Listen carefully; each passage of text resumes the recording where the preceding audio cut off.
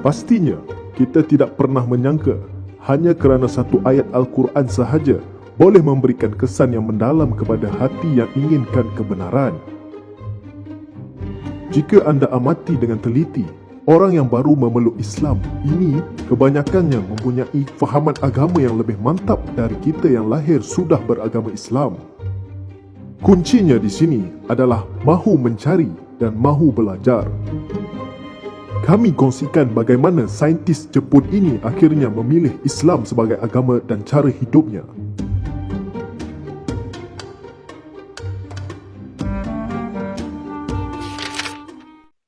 Beliau ialah Dr. Atsushi Kamal Okuda. Dr. Atsushi Kamal Okuda merupakan seorang saintis dan pendidik yang berkhidmat sebagai seorang profesor sistem politik di University Keio, Jepun.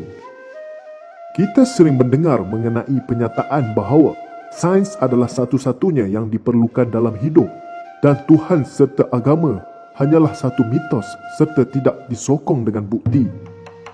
Namun, saintis seperti Dr. Okuda mempunyai pandangan berbeza ketika beliau menjalani kehidupan tanpa Tuhan dalam kehidupannya kepada kehidupan di mana beliau tidak dapat hidup tanpa bimbingan Tuhan.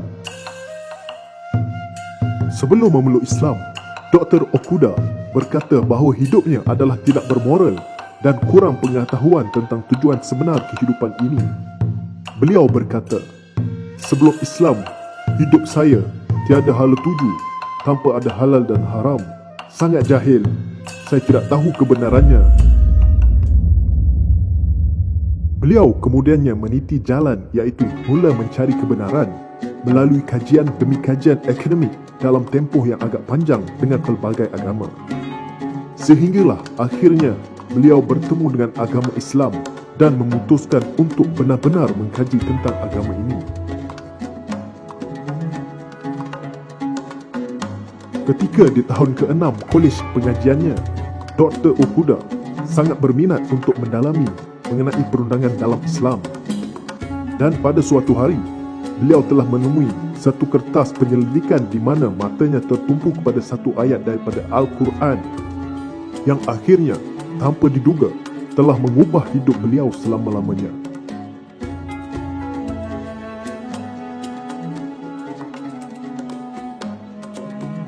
Ayat tersebut berkisarkan tentang bagaimana Allah menciptakan manusia daripada pasir, tanah liat dan debu.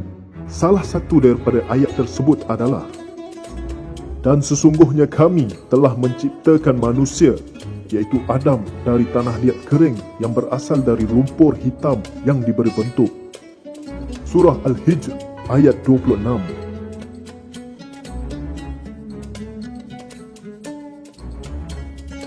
Dan ketika beliau meneruskan pencariannya mendalami Islam, Dr. Okuda memutuskan untuk berpindah ke Aleppo, Syria bagi meneruskan pengajiannya dan juga mempelajari bahasa Arab.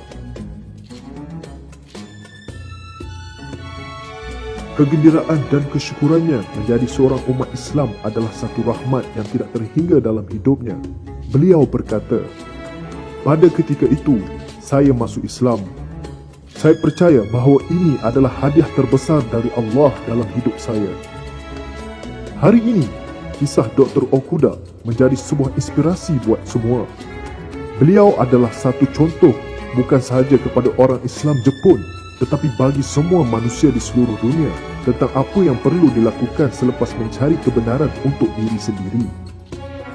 Beliau bekerja keras untuk berkongsi kurniaan Islam terhadapnya bersama-sama dengan orang lain. Beliau bekerja dengan penuh semangat bersama-sama rakannya untuk menyebarkan Islam di Jepun dalam menyelamatkan negara Jepun daripada hidup tanpa Allah. Semoga Allah sentiasa memberkati individu seperti Dr. Kamal Okuda dan semoga beliau dapat pula membimbing lebih ramai lagi masyarakat ke arah agama Islam.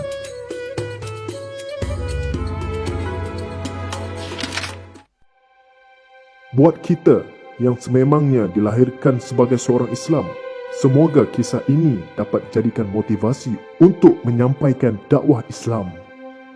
Ramai lagi sahabat-sahabat, jiran-jiran dan juga kenalan kita di luar sana yang masih tertunggu-tunggu agama kebenaran ini.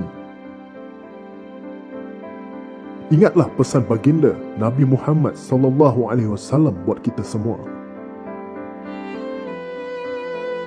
Dari Abdullah bin Amr radhiyallahu anhu, Nabi Muhammad SAW bersabda, "Sampaikanlah dariku walau hanya sepotong ayat."